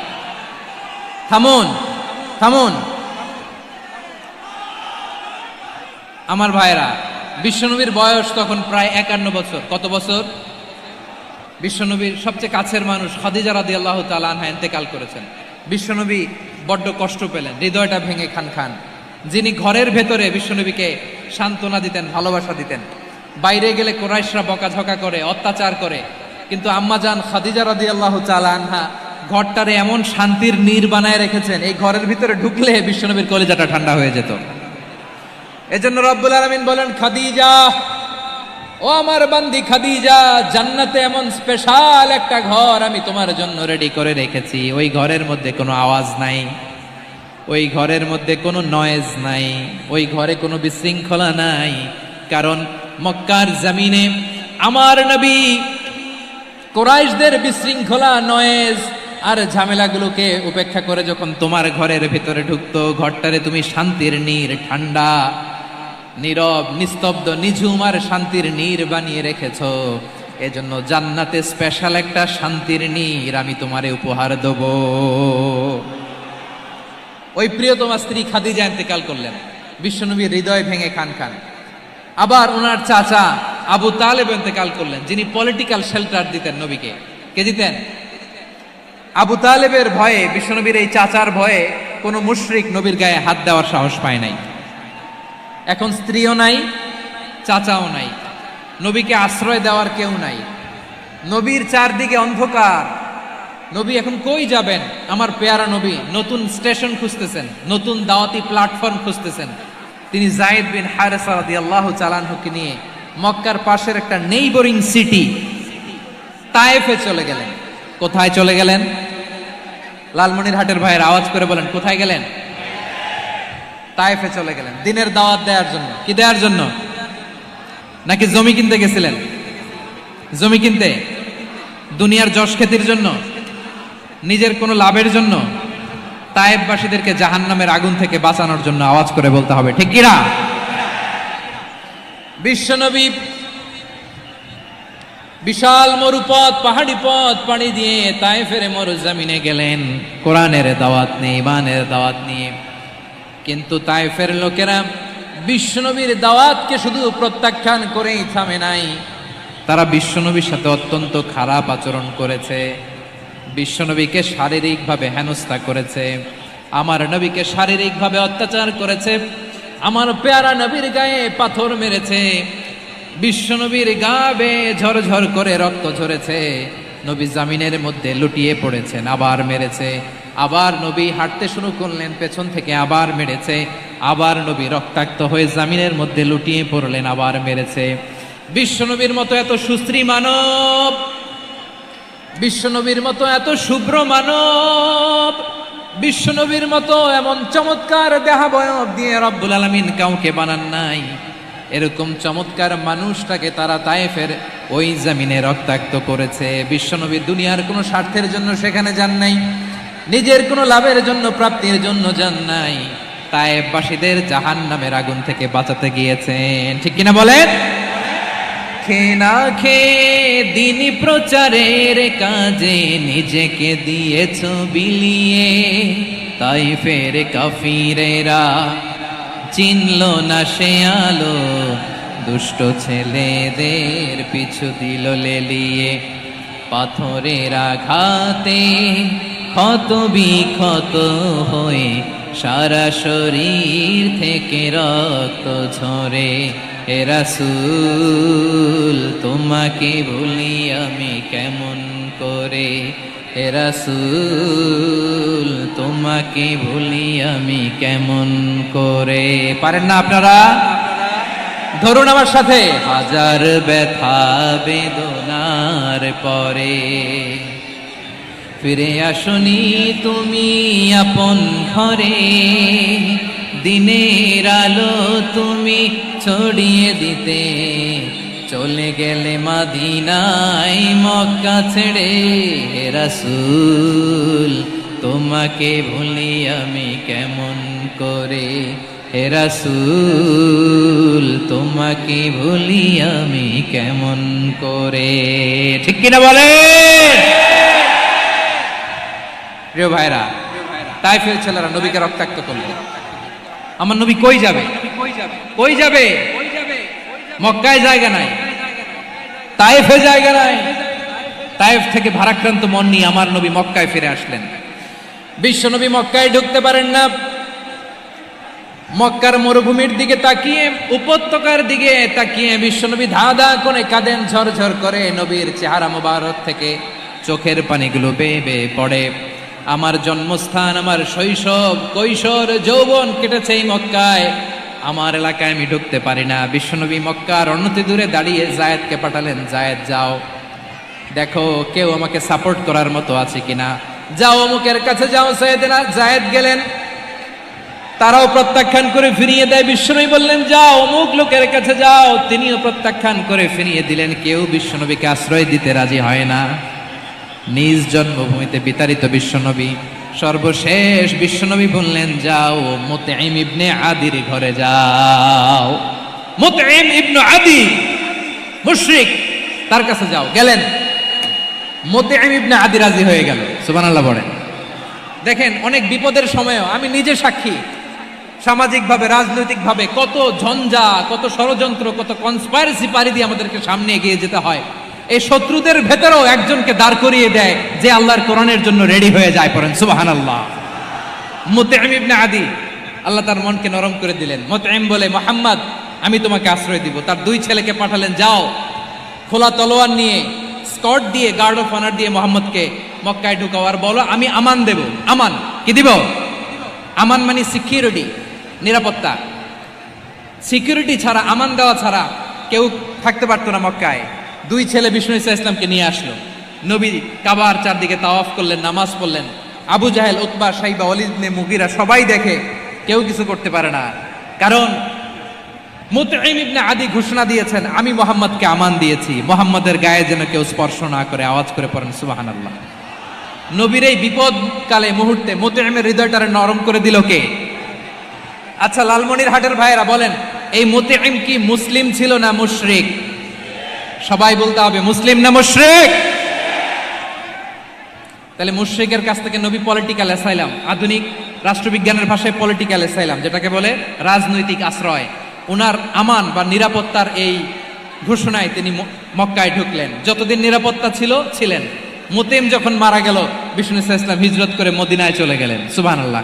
কিন্তু মুতিম যে বিশ্বনবীর উপকার করছে এটা বিশ্বনবী ভুলে নাই।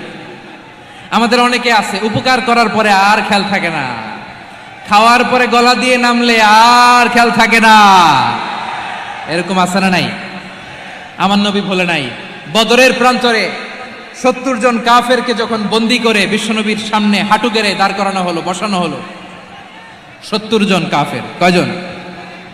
বিশ্বনবী তাদের দিকে তাকিয়ে বললেন, সহিহ বুখারীর বর্ণনা, লাউ কানাল মুতঈম ইবনে আদি হাইয়ান সুম্মা কাল্লামানি হাউলা ইন্নাতনা লা তারাকতুহুম লাহু। বদরের প্রান্তরে 70 জন বন্দী কাফিরের দিকে তাকিয়ে আমার নবী বললেন, আজকে মুতঈম ইবনে আদি যদি বেঁচে থাকতো আর তোমাদের 70 জনের ব্যাপারে যদি মুতঈম এক বাক্যে একটা সুপারিশ করত, তার সম্মানে আজকে তোদের সবাইরে আমি মাফ করে দিতাম। সুবহানাল্লাহ নাই? ওই যে চিল্লাচিল্লি যে কথা বোঝে নাই, কোন জিনিস মিস করছে ওরা নিজেরাও বোঝে নাই। বিশ্বনবী মুতঈমের এই সাহায্যের কথা বলে নাই। 70 জন মুশরিক হাঁটু গেড়ে বসা, নবী চাইলে এখনই এক্সিকিউশন অর্ডার দিতে পারে। তিনি বললেন, আজকে যদি মুতঈম বেঁচে থাকতো আর মুতঈম যদি তোদের জন্য সুপারিশ করতে, এই আবর্জনাগুলোর ব্যাপারে সুপারিশ করতে, আমি মুহূর্তেই তোদেরকে এমনি মাফ করে দিতাম। এবার বলেন, ইসলাম কি ন্যারো মাইন্ডেড না ব্রড মাইন্ডেড? শুধু তাই নয়, যাকে যে সম্মান দেয়ার আমার নবী দিতেন, হোক আস্তিক হোক নাস্তিক, হোক মুসলিম হোক অমুসলিম। বিষ্ণু ইসলাম যখন রোমান সম্রাটের কাছে চিঠি লিখেছেন, আমার প্রিয় লালমনিরহাটের ভাইরা, অল্প কয়েক মিনিট কয়েকটা জরুরি কথা বলবো, এদিকে তাকান, এদিকে তাকান। রোমান সম্রাটের কাছে বিশ্বনবী যখন চিঠি লিখলেন মিন মুহাম্মদ রাসূলিল্লাহ ইলা হিরাকলা আযীমির রোম। মুহাম্মদের পক্ষ থেকে হিরাক্লিয়াসের কাছে, যিনি হচ্ছেন আযীমির রোম। এটা নবী নিজ থেকে বানায় লিখছেন অতিরিক্ত সম্মান দিয়ে। কোন রাষ্ট্রপ্রধান যখন আসে তাদেরকে আমরা কি বলি জানেন? তার নামের শেষে HE এটা লিখতে হয়, H.E. মানে হিজ এক্সেলেন্সি। কি লেখে? হিজ এক্সেলেন্সি, অথবা ইউর হাইনেস, ইউর ম্যাজেস্টি। দেখেন, বিশ্বনবী সাল্লাল্লাহু আলাইহি ওয়াসাল্লাম সব নবীদেরও নবী। তিনি একজন মুশরিক খ্রিস্টান সম্রাট, রোমান সম্রাটের কাছে চিঠি লিখতে যায়, লিখতেছে ইলা হিরাকলা আযীমির রোম, হিরাক্লিয়াসের কাছে আমার চিঠি, যিনি রোমের আযীম, হিজ হাইনেস, মানে রোমের অনেক সম্মানিত এক বাহাদুর। আওয়াজ করে বলেন সুবহানাল্লাহ। তার মানে যাকে যে সম্মান দেয়ার এটা বিশ্বনবী দিতেন। এমনকি যেই ইহুদিরা ভালো ছিল, এই ইহুদিদেরও প্রশংসা করেছেন বিশ্বনবী মুহাম্মদুর রাসূলুল্লাহ সাল্লাল্লাহু আলাইহি ওয়াসাল্লাম। এক ইহুদির প্রশংসা করেছেন বিশ্বনবী। ইহুদির কার? আমি তো আমার ভাইয়ের প্রশংসা করি না, আমি তো এক আলেম আরেক আলেমরে স্পেস দেই না, আমি তো এক দায়ী আরেক দায়ীর সাথে বসতে চাই না। আমার নবী ইহুদির প্রশংসা করে। কার প্রশংসা? ওই ইহুদির নাম ছিল মুখাইরিক। সিরাত গ্রন্থ ঘাটলে পাবেন। তিনি বলেছেন, মুখাইরিক খাইরু ইয়াহুদ, Mukhayriq is the best of the Jews. জুইশদের মধ্যে সে সবচেয়ে ভালো। কেন প্রশংসা করলেন তার? এর কারণ মদিনা চার্টারে কথা ছিল সব ধর্মের মুসলিম, মুশরিক, ইহুদিরা মিলে মদিনাকে রক্ষা করবে। কিন্তু 3য় হিজরিতে যখন উহুদের যুদ্ধ শুরু হলো, সবার কথা ছিল যেই আক্রমণ করে আমরা মদিনাকে বাঁচাবো। কোন শহরকে বাঁচাবো? মদিনাকে। কিন্তু কুরাইশরা যখন অ্যাটাক করলো, ইহুদিরা আর আসে না, ইহুদিরা আর বেরোয় না। বিষ্ণু বললেন, ওহে ইহুদিরা, তোমরা না চুক্তি করলে আমার সাথে যে মদিনা বাঁচাতে সবাই ঝাঁপিয়ে পড়বো, আসো। একটা ইহুদিও বেরোয় না, কেউ আসে নাই সেদিন, একজন ছাড়া। তার নাম মুখাইরেক। তার নাম কি? মুখাইরেক বাহাদুরের মতো ঘোড়সাওয়ার হয়ে বেরিয়ে গেলেন এবং বললেন, গোটা ইহুদি সাম্রাজ্যের একজনও যদি না আসে, আমি মুখাইরেককে কেউ ঘরে আটকে রাখতে পারবে না। বেরিয়ে আসলেন, এসে বললেন, আমি মুহাম্মদের পক্ষে যুদ্ধ করব। আমি মারা গেলে আমার সম্পদ আমার উত্তরাধিকারীরা পাবে না, আমার সম্পদ তোমরা মুহাম্মদকে দিয়ে দিবা। সুবহানাল্লাহ বলেন। উহুদের ময়দানে 70 জন মুসলমান শহীদ হলো। এই ইহুদি, সেও মুসলমানের পক্ষে যুদ্ধ করে নিহত হলো। সুবহানাল্লাহ বলেন। মুসলিমদের লাশ যখন নিয়ে আসা হলো, এই মুখাইরিকের লাশও নিয়ে আসা হলো। মুসলিমদের লাশের পাশে মুখাইরিকের লাশ দেখে বিশ্বনবী মুখাইরিকের প্রতি অনেক খুশি হলেন। আর বিশ্বনবী খুশি হয়ে বললেন, মুখাইরিক খৈরু ইয়াহুদ, মুখাইরিক যদিও তুমি ইহুদি, তারপরে তুমি সব ইহুদিদের মধ্যে সেরা ইহুদি। পড়েন সুবহানাল্লাহ। আমার নবী ইহুদিকেও সম্মান দিতে কার্পণ্য করে নাই। আওয়াজ করে বলেন আল্লাহু আকবার। প্রিয় ভাইরা, এবার সর্বশেষ আওয়াজ করে বলেন, ইসলাম কি ন্যারো মাইন্ডেড নাকি ব্রড মাইন্ডেড? সবাই বলেন ন্যারো মাইন্ডেড না ব্রড মাইন্ডেড? এজন্য অমুসলিম হইলেই তারা আমাদের শত্রু নয়। শত্রু কারা? এই লালমনিরহাটের ভাইয়েরা শোনেন, শত্রু কারা? যে সমস্ত অমুসলিম আমাদেরকে নিশ্চিহ্ন করে দিতে চায়, যে সমস্ত অমুসলিম আমাদের ভূখণ্ড থেকে আমাদেরকে তাড়িয়ে দিতে চায়, যে সমস্ত অমুসলিম আমার ধর্ম নিয়ে তুচ্ছতাচ্ছিল্য করে চিল্লায় বলেন ঠিক কিনা, তারা আমাদের শত্রু। সাধারণ অমুসলিমরা আমার শত্রু নয়। এই যে হিন্দুরা থাকে এরা আমার ভাই, বৌদ্ধরা আমার ভাই, খ্রিস্টানরা আমার ভাই, ইহুদিরা আমার ভাই। তারা দিনই ভাই নয়, তারা মায়ের পেটের ভাই নয়, তারা মানবিক দিক থেকে ভাই। ও মানুষ, আমিও মানুষ। ইসলাম মানুষকে সম্মান করে, চিল্লায় বলো ঠিক কিনা। যারাই আমাদের ইসলামকে নিশ্চিহ্ন করতে চায় তাদের বিরুদ্ধে আমাদের সংগ্রাম। আওয়াজ করে বলতে হবে ঠিক কিনা। ওই সমস্ত দুর্বৃত্তদের সাথে আমাদের কোনো সম্পর্ক নাই। আমরা যদি ঐক্যবদ্ধ থাকতে পারি, ওই দুর্বৃত্তরা চান্স পাবে না। আমরা ঐক্যবদ্ধ থাকতে রাজি আছি। লালমনিরহাটের ভাইরা, আমরা ঐক্যবদ্ধ থাকলে ওই দুর্বৃত্তদের কালো হাত ভেঙে দিতে আমাদের সময় লাগবে না। তাদের কালো হাত ভেঙে দিতে রাজি আছে মুসলমান? কারা কারা রাজি? দু হাত তুলে দেখাও।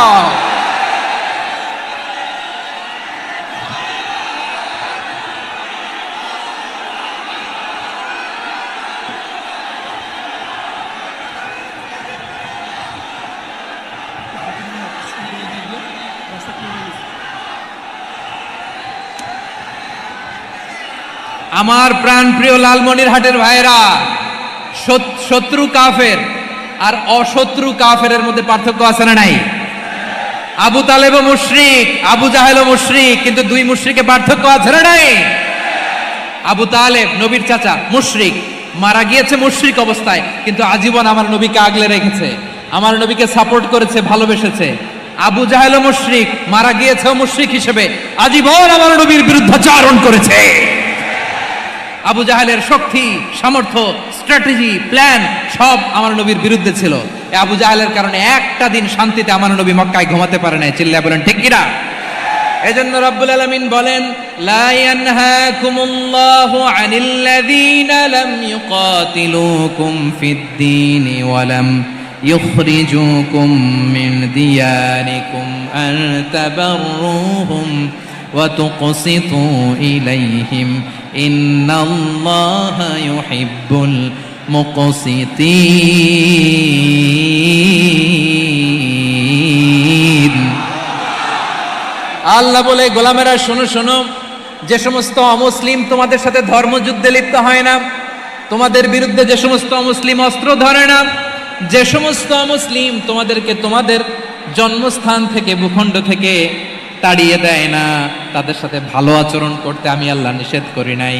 তাদের সাথে সদাচরণে কোনো নিষেধাজ্ঞা নাই, বরং তাদের সাথে সদাচরণ করো, এটাই আমি আল্লাহ চাই। তাহলে আমার যে অমুসলিমরা আমাদের সাথে শত্রুতা করে না, তুচ্ছতাচ্ছিল্য করে না, আমাদের ভূমি থেকে আমাদেরকে উচ্ছেদ করতে চায় না, আমাদের বিরুদ্ধে অস্ত্র ধরে না, ওই অমুসলিম ভাইদের সাথে আমাদের কোনো দ্বন্দ্ব আছে? কোনো বিরোধ আছে? বরং আছে ভালোবাসা। বরং আছে কি? এই ভালোবাসা দিয়ে আমরা বিশ্ব জয় করব। রাজি আছে মুসলমান? আমাদের পুঁজি ভালোবাসা। আমাদের পুঁজি কি? এবার আওয়াজ করে বলেন, আমার এই পুরো আলোচনা থেকে the religious coexistence, peaceful coexistence, শান্তিপূর্ণ সহাবস্থান, কমিউনাল হারমোনি, এই সাম্প্রদায়িক সম্প্রীতি, এই আলোচনা থেকে কি বুঝলেন? ইসলাম কি ন্যারো মাইন্ডেড না ব্রড মাইন্ডেড? এই ব্রড মাইন্ডেড হৃদয় নিয়ে, ভালোবাসা দিয়ে আমরা বিশ্ব জয় করতে চাই। রাজি আছেন? আল্লাহ কবুল করুক। আমরা সবাই পড়ি আমিন। লালমনিরহাটের জেলা স্টেডিয়ামে আমার প্রিয় মায়েরা, বোনেরা, আপনাদের জন্য একটা হাদিস বলে শেষ করব। বিশ্বনবী বলেন, আমার মায়েরা খেয়াল করে শুনুন, বিশ্বনবী আপনাদের উদ্দেশ্য করে বলেন, আল মারআতু ইযা সাল্লাত খামসাহা ওয়া সামাত শাহরাহা হাফিজাত ফুরুজাহা আতাআত বা'লাহা ফালতাদখুল মিন আইয়ি আবওয়াবিল জান্নাতি শাআত। বিশ্বনবী বলেন, ও রমণীরা, ও নারীরা, যে সমস্ত নারী এই 4টা কাজ করবে, এই 4টা কাজের গ্যারান্টি দিবে, তাদেরকে জান্নাতের 8টা দরজার গ্যারান্টি দেয়া হবে। কি 4টা কাজ? 1 নাম্বার, আল মারআতু ইযা সাল্লাত খামসাহা, যে নারী 5 ওয়াক্ত নামাজ পড়ে। কি করে? জেলা স্টেডিয়ামে অবস্থানরত আমার নারীরা, বোনেরা, বিশ্বনবী আপনাদেরকে 4টা কাজের কথা বলেছেন, খুব বেশি না। 4টা করলে 8 জান্নাতের দরজা সব খোলা। কোনটা দিয়ে যাবেন? যেটা দিয়ে মনে চায়। 1 নাম্বার 5 ওয়াক্ত নামাজ। আমার বোনেরা জোহরের নামাজ পড়তে পড়তে এটা আসরে নিয়ে যায়, আসর পড়তে পড়তে এটা মাগরিবে নিয়ে যায়। এরকম আসরে নাই? লালমনিরহাটে হয়তো নাই। আমার বোনেরা এটা করবেন না। ইন্নাস সালাতা কানাত আলাল মুমিনিনা কিতাবাম মাওকুতা, সময় মতো পড়বেন। সামাত শাহরা, রমাদানের রোজাগুলো রাখবেন। হাফিজাত ফুরুজাহা, যে নারী তার চরিত্রকে হেফাজত করে, তার প্রাইভেট হেফাজত করে, তার লজ্জাস্থান হেফাজত করে। ও মায়েরা, আপনার এই গর্ভ যে কত দামি আপনি জানেন না। আপনার এই গর্ভ থেকে জন্মাবে আগামীর সালাহুদ্দিন আল আইয়ুবী। আপনার গর্ভ থেকেই জন্মাবে ইমাম আল মাহদি আল মুনতাযর। আপনার পেট থেকে জন্মাবে আবু সাইদের মতো বীর সৈনিক। আপনার পেট থেকে জন্মাবে মুগ্ধের মতো বীর মুজাহিদ। আপনি জানেন না কে আসবে আপনার পেট থেকে। সময়টাকে কাজে লাগান, ইসলামকে বুঝেন, মানেন, আমাদের ইসলামিক লেকচারগুলো শোনেন। আমরা যে বার্তাগুলো, ইনস্ট্রাকশনগুলো, দিক নির্দেশনাগুলো আপনাদের খেদমতে রাখি, এগুলো মেনে চলুন। আপনিই পারেন আপনার ঘরটাকে জান্নাতের টুকরা বানাতে। একটা family, it's a very big institution and you are the MD, the managing director of this institution. চিল্লায় বলেন ঠিক কিনা? চাইলেই পারেন ঘরটারে জান্নাতের টুকরা বানাতে। 5 ওয়াক্ত সালাত, রমাদানের রোজা, নিজের চরিত্রের হেফাজত, ও আতাআত বা'লাহা, স্বামীর আনুগত্য। এটাতে অনেকে ভুল করে থাকে। হায় রে আমার বোনেরা, স্বামীর আনুগত্যকে এটা নিজের অপমান মনে করবেন না। আপনার স্বামী আপনার সবচেয়ে বড় গার্ডিয়ান, তিনি আপনার সবচেয়ে ভালো চায়। নারী কখনো গার্ডিয়ানশিপের বাইরে থাকতে পারে না। হয় আপনি বাবার গার্ডিয়ানশিপের ভেতরে, বাপ না থাকলে ভাই আপনার গার্ডিয়ান, ভাই না থাকলে চাচা গার্ডিয়ান, বিয়ের পরে আপনার স্বামী আপনার গার্ডিয়ান। শরিয়া সম্মত স্বামীর আদেশগুলো আপনি মেনে চলবেন, কিন্তু শরিয়া বিরুদ্ধ কোনো আদেশ মানতে আপনি বাধ্য নয়। আওয়াজ করে বলুন সবাই ঠিক কিনা? এই 4টা কাজ যদি কোনো নারী করে, বিশ্বনবী বলেন জান্নাতের 8টা দরজা খোলা। তোমার যেটা দিয়ে মনে চায় সেটা দিয়ে জান্নাতে তুমি এন্ট্রি নিতে পারবা। আমরা এখানে লালমনিরহাটের সোহরাওয়ার্দী ময়দানে আজকে যেমন একত্রিত হতে পারলাম, আল্লাহর জান্নাতেও যেন একত্রিত হতে পারে। আল্লাহ তুমি তৌফিক দান করো। আল্লাহ আমার এই কলিজার টুকরা যুবক ভাইদেরকে তুমি উমরে ফারুকের মতো কবুল করো। জেলা স্টেডিয়ামে অবস্থানরত আমার মা বোনদেরকে তুমি ফাতেমার মতো, খাদিজার মতো কবুল করো। আমাদের কলিজার টুকরা সন্তানদেরকে তুমি সালাহুদ্দিন আল আইয়ুবীর মতো কবুল করো। এই যে ইসলামিক সোসাইটি লালমনিরহাটকে আল্লাহ তুমি কবুল করো। আল্লাহ যে কথাগুলো বললাম এগুলো প্রথমে আমাকে, আমার সব ভাইদেরকে আমল করার তৌফিক দান করো।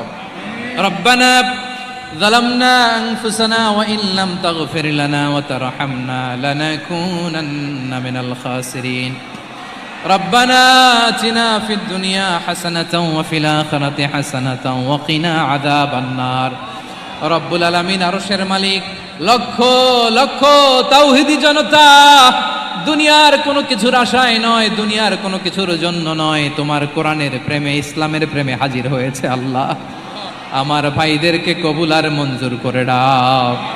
ইসলামের জন্য এই গণজোয়ার, এই উচ্ছ্বাস, এই এনার্জি শক্তিগুলোকে আগামীর ইসলামের জন্য কবুল আর মঞ্জুর করে নাও।